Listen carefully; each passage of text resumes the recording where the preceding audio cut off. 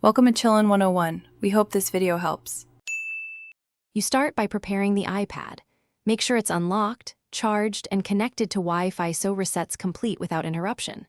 Once done, check iCloud backup or jot down saved Wi-Fi passwords because Reset Network Settings removes them.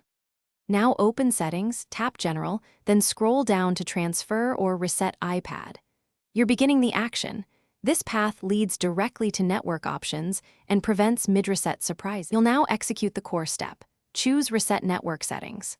Tap Reset, then select Reset Network Settings and confirm. You may need to enter your device passcode or Apple ID to authorize.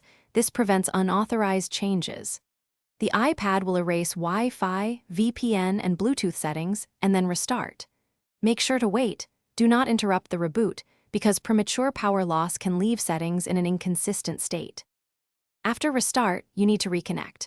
Rejoin your Wi-Fi network and repair Bluetooth devices, and then reconfigure VPN or static IP details if you use them. If connection problems continue, make sure to toggle airplane mode off and on, then reboot your router. Often the issue is router side. If that fails, reset network settings on the router or contact your ISP. This single troubleshooting tip resolves most lingering connectivity problems. Thanks for watching.